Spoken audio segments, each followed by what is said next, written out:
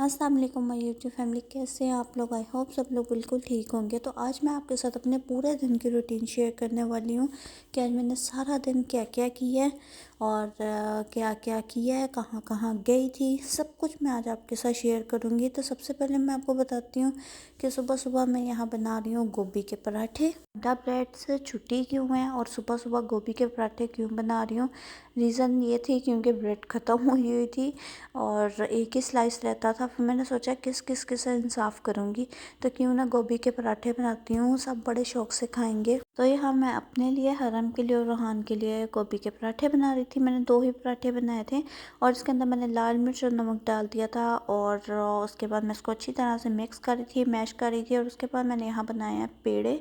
तो गोभी के पराठे तो भाई सबको ही बनाने आते होंगे, बल्कि मेरे से भी ज़्यादा मज़े मज़े के पराठे बनाने आते होंगे। मुझे तो ये गोभी और आलू के पराठे और दाल के पराठे बड़े पसंद हैं।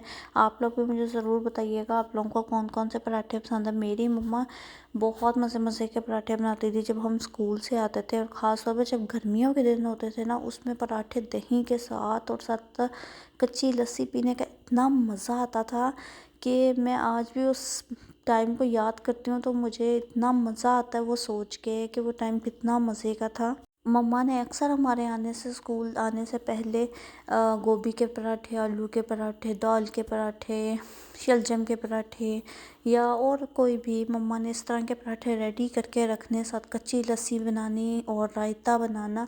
इतना मज़ा आता था, साथ चटनी खाते थे और आते ही सबसे पहले ठंडा ठंडा जामी शीरी या फिर कोई टैंग पीते थे। तो बड़ा प्यारा टाइम है। मैं कहती हूँ वो याद आता है तो आपको सब कुछ, मतलब पुरानी बातें सारी याद आ जाती हैं।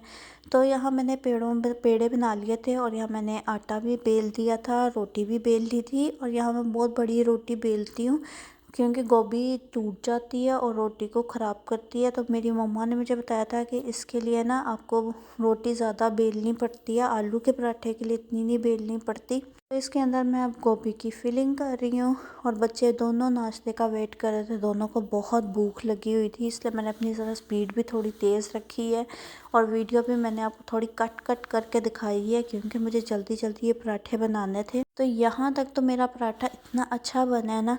अच्छा, मेरे साथ ये मसला है और किस किस के साथ ये मसला है मुझे ज़रूर कमेंट बॉक्स में बताइए। मैंने रोटी बेल ली थी और अब मैं इसको अच्छी तरह से फैला रही हूँ, इसकी सारी साइडें सेम कर रही हूँ। आग जा रही है चूल्हे के ऊपर और मैं अब अपना पराठा चूल्हे के ऊपर डालने लगी हूँ। मेरा पराठा बिल्कुल परफेक्ट गोल शेप में बना है और बहुत अच्छा बना है।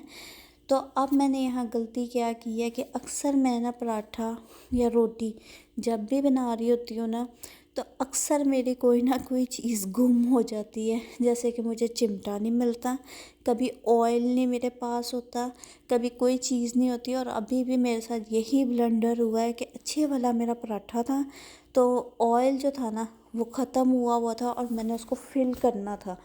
अब पराठा चूल्हे के ऊपर पड़ा था और सारा पराठा मेरा दरमियान से ना बिल्कुल मतलब जल गया। इतना मुझे गुस्सा आता है ना, अक्सर मेरे साथ ऐसे होता है रोटी के टाइम पे भी और पराठे के टाइम पे। मैं जब रोटी भी बना रही होती हूँ ना तो मुझे चिमटा नहीं मिल रहा होता या मुझे प्लेट नहीं मिल रही होती, मतलब चीज़ें हमेशा इधर उधर होती हैं। रोटी या पराठा मेरा चूल्हे के ऊपर होता है और वो हमेशा दरमियान से जल जाता है और उस टाइम मुझे बहुत गुस्सा चलता है कि क्या मुसीबत। और यहाँ भी मैं दूसरा पराठा बहुत अच्छा बनाने की कोशिश कर रही हूँ तो इधर हरम खड़ी होकर सबको बाय बाय कर रही थी और जैसे मैंने कैमरा ऑन किया ना तो वो भाग गई। तो मेरा दूसरा पराठा तो अच्छा बन गया था लेकिन पता नहीं साइड से टूट गया। तो मेरे ख्याल से मेरे पराठे को ना मेरी नज़र लग जाती, क्योंकि जितनी मुझे भूख लगी होती है ना और पराठा देख के जितनी एक्साइटमेंट होती है, मुझे लगता है मेरी ही नज़र की वजह से वो टूट जाता है। तो यहाँ मैं एक पराठा ले गई थी बच्चों को खिलाने के लिए, बच्चों ने खा लिया था। उसके बाद मैं यहाँ अपने रूम में आराम से बैठ के खा रही थी लेकिन बच्चे फिर भी तंग कर रहे थे।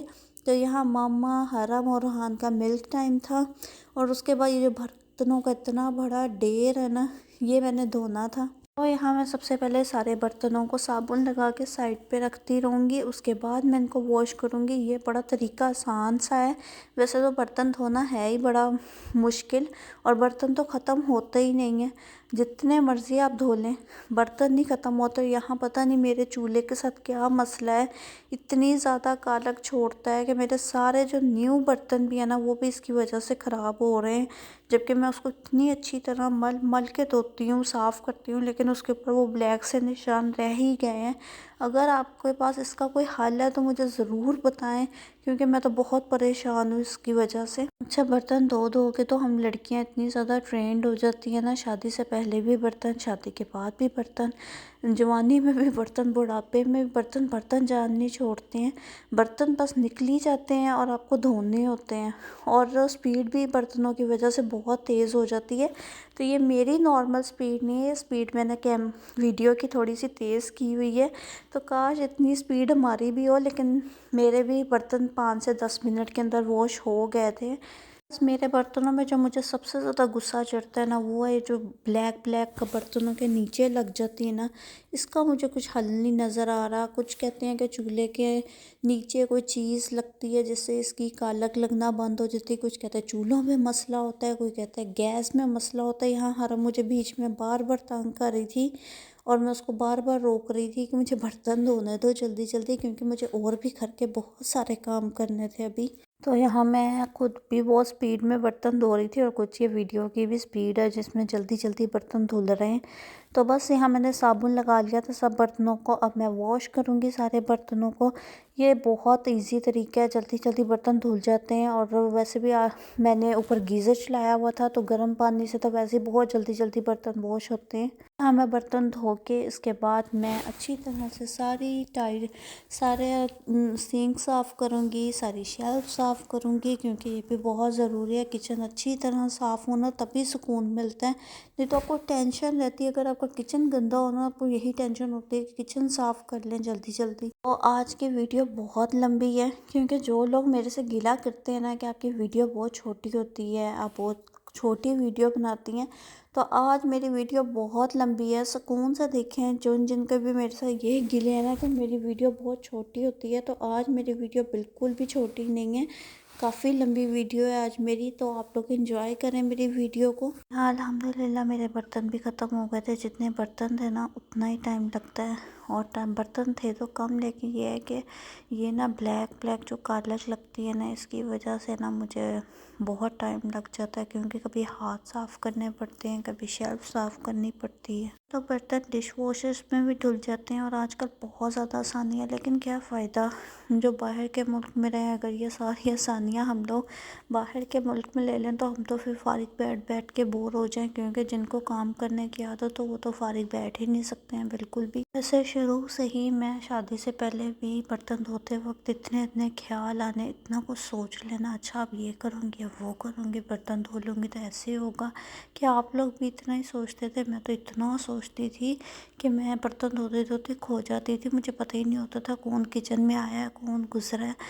किसी ने बाज़ दफ़ा डरा देना पीछे से आके, इतना मैंने मगन होके बर्तन धो रही हो ना, पता नहीं अपनी कौन सी सोचों में बैठी होती थी। तो यहाँ चूल्हा और शेल्फ भी साफ़ करने वाली थी, तो मैंने जल्दी जल्दी ये भी साफ़ की। तो यहाँ मैंने सोचा चलो एक स्मॉल सा टूर आपको करवाती हूँ रूम का।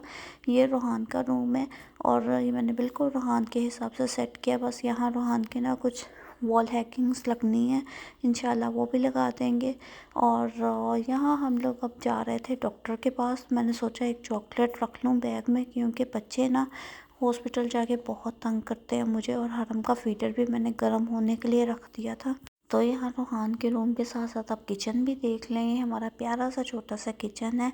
बस यहाँ मैंने टेबल चेंज करनी है, जो चूल्हे के नीचे रखी हुई है। टेबल थोड़ी सी बड़ी लेके आनी, क्योंकि बच्चों के लिए सेफ़ नहीं है। और आप लोग मुझे ज़रूर बताना आप लोगों को मेरा न्यू घर कैसा लगा है। वैसे तो मैंने आपको छोटा सा टूर करवाया है, लेकिन फिर भी आप लोग ज़रूर मुझे बताइएगा आपको कैसा लगा है। तो यहाँ हम लोग सब रेडी हो गए थे और अब हम जा रहे थे डॉक्टर के पास, क्योंकि हरम की तबीयत नहीं ठीक थी। हरम को हुआ था फ्लू और कफ़, और फीवर भी बहुत लाइट सा था।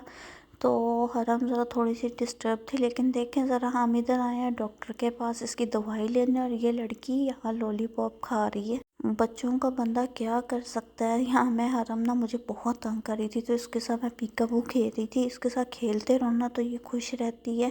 इसके बाद हमने डॉक्टर से मिले हैं, मिलके इसकी मेडिसिन ली है और फिर रिजवान चले गए थे फार्मेसी और मैं इनको वेट कर रही थी बाहर बच्चों के साथ। उसके बाद हमें रास्ते से कुछ सामान लेना था, तो यहाँ हम पांडा पे आए हैं। दोनों बच्चे अपने पापा के साथ चले गए थे और मैं कार में वेट कर रही थी। तो यहाँ रिजवान हमें घर छोड़ के खुद चले गए थे जिम और मैं आ गई थी घर। मैंने थोड़ा सा सामान लिया था और बच्चे आते ही शुरू हो गए थे। तो ये हमारा टीवी लॉन्च है। अभी काफ़ी सेटअप मेरा रहता है, लेकिन मैंने सोचा चलें आपको थोड़ा सा टूर करवाती हूँ घर का। सोफ़ा कवर्स मैंने लिए थे पाकिस्तान से, ठीक है नॉर्मल से निकले, मुझे इतने पसंद नहीं आए।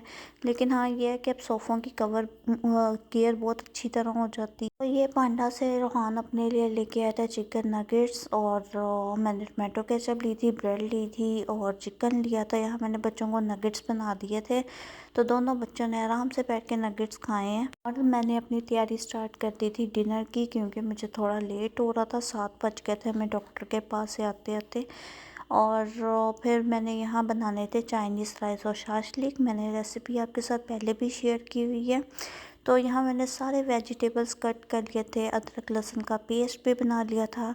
तो मेरा ओवरऑल इसका काम ख़त्म हो गया था। आपको पता है चाइनीज़ का काम बहुत ज़्यादा होता है, इसमें वेजिटेबल्स बहुत ज़्यादा काटनी होती है। मैंने यहाँ पतीली भी निकाल ली थी। तो यहाँ मैं आपके साथ रेसिपी नहीं शेयर करूँगी क्योंकि मैंने पहले भी की हुई है, लेकिन मैं आपको एंड में दिखाऊंगी। तो यहाँ मैं जब बाहर आई हूँ तो देखा इन दोनों बच्चों के पास करने को कोई काम नहीं था। इन्होंने देखा हम मामा को तो तंग नहीं कर सकते, तो दोनों एक साथ ही सो गए।